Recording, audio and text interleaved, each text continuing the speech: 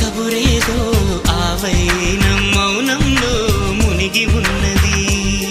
చిగురాకు చాటు చిలక ఈ అలజడి ప్రేమేగా, అనుకోని దారి గనక ఈ తికమక తప్పదుగా.